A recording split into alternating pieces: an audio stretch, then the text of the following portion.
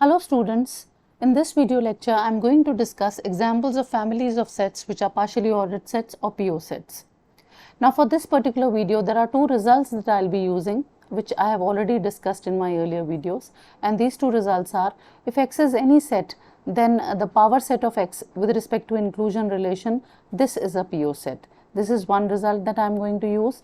Now power set of X we know is the set of all subsets of X. This is the collection of all subsets of X. So basically power set of X, this set is a set whose members are themselves sets, and so in that sense it is a family of sets. So if this is a family of all the subsets of X, then this is a PO set with respect to the binary relation, inclusion relation, where the inclusion relation we have defined already and we have used it so many times, and this is how the inclusion relation is defined. If you pick up any two elements A and B belonging to the power set of X, that is A and B are subsets of X, both of them are subsets of X, then we say that A is related to B if A is contained in B, or A is included in B, or A is a subset of B. So this is one result that I am going to use again and again in this particular video lecture. And the second thing, the second result which I am going to use is that if P less than equal to is any PO set, and if Q is a subset of P, then Q less than equal to is also a PO set with respect to the inherited order or the induced order. So this result says that if P less than equal to is a binary relation on P. If P less than equal to is a PO set, then every subset of P with respect to the inherited order, which means that the order remains the same, that is also a PO set. So this result also I am going to use. Now combining these two results, if we just try to illustrate these two results and combine them together, so let us see what do we get as a result. For example, let me take X to be a simple set consisting of three elements, and the power set, which is the set of all subsets of X in this case, because X has three elements. So the power set of X has 2 to the power 3, which is 8 elements, and because if X has n elements, then power set has 2 to the power n elements. In this case, power set of X has elements, the empty set, the singletons 1, 2 and 3, that is sets consisting of one element each, then sets consisting of two elements 1, 2, let us say 1, 3, and then the last one is 2, 3, and then the set X itself. So these are the 8 subsets that we have, all the 8 subsets of X. Now by the result which I have just mentioned, power set of X with respect to inclusion relation, this is a PO set. So if you could consider a collection of all these 8 subsets of subsets of X, or collection of all these 8 members which are in power set of X, and if you take the inclusion relation as the binary relation, then this set comes out to be a PO set. Now if you take some specific collection out of these 8 members which are members of power set of X, if you choose some specific members, if you take a specific collection of subsets of X, let's say I choose this one, and I choose this one, and I choose this one, which means let me suppose that I am taking Q to be a collection of some specific subsets of X, 1, and then the other one was 3, and then it was 1, 2, then this collection of subsets of X, this specific collection of subsets of X with respect to inclusion relation, that is also a PO set. And how do we get this result? This result comes from this second one. This conclusion comes from the second result which I have just mentioned, that any subset of a PO set is a PO set with respect to the inherited order. So the order should remain the same. This order should be same as this one. So here the order inclusion relation remains the same. This is the collection of all subsets of X. This is the collection of some specific subsets of X. This is also a PO set. And again we can see that the members of Q are themselves, this is the set Q.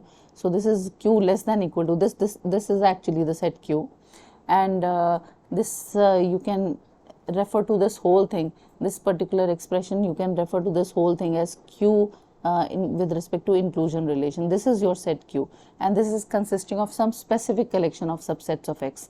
So this is also a PO set. So we actually have combining both the two results which I have just given. This is the crux of the combination of the two results, that if you take X to be any set, no matter what X may be, the set of all subsets of X with respect to inclusion relation, that is also a PO set, and the set of some specific collection of subsets of X with respect to inclusion relation, that is also a PO set. What is set X? That is not important, but these are the two results which are important. The collection of all subsets of X with respect to inclusion relation, that is a PO set. The set of all the set of some specific collection of subsets of X, that is also a PO set. How that specific collection of subsets of X has to be chosen, that is absolutely our choice, but whatever collection of subsets of X we choose, that will always be a PO set. And these two are families of sets. Power set of X and Q both are families of sets because their members are themselves sets. Now, as I just mentioned that how we choose X, that is not important. X is our choice, and how this specific collection has to be chosen, that is also our choice. That will not affect the result that these two are PO sets. So in particular, if you take X to be G, where G is a group, we know that a group is an algebraic structure in which a binary operation, some binary operation star is defined, and group satisfies four properties: closure property, associative property, existence of identity, existence of inverse. So with respect to star, these four properties are satisfied. So if in particular, if you take X to be equal to G, then by using these two facts which I have just mentioned, this one and this one, that power set of a set X is always a PO set with respect to the inclusion relation, and which means that the collection of all subsets of X is a PO set with respect to the inclusion relation, and collection of some specific subsets of X, that is also a PO set with respect to inclusion relation. So using this result, we have that the power set of G, which is the collection of all subsets of G with respect to inclusion relation, this is a PO set, and the collection of some specific subsets of G. Let's say I am choosing those subsets of G which are subgroups of G, and we know that H contained in G is a subgroup of G if H is a group in its own right. If itself is a group, then if you choose the collection of those out of all the subsets of G, you choose those specific subsets of G which are subgroups of G, and I call this collection as, let's say, SUBG, then that will also be a PO set with respect to inclusion relation.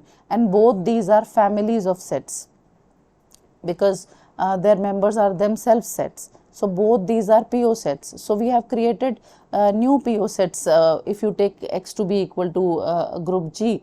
In fact, instead of taking all those subsets of G which are subgroups of G, we can take a collection of all those subsets of G which are normal subgroups of G. Normal subgroup is also a concept that we do when we discuss groups, and if the set of all normal subgroups of G, collection of all normal subgroups of G is denoted by n SUBG, so that is also a PO set with respect to the inclusion relation. So from one, if you take one group G, you have created so many PO sets. Again, the same discussion can be repeated if you take X to be a ring R. Again, ring is a algebraic structure, and in this algebraic structure, two operations are defined, two binary operations, let's say plus and dot. And then if X is taken to be R, where R is a ring, then the power set of ring with respect to inclusion relation, that is a PO set. And power set of ring is the collection of all subsets of the ring R. Out of those all subsets of R, we choose some specific subsets of R. We choose those subsets of the ring R which are subrings, which are rings in their own right. And you can give any notation to that. You can call it as SUBR.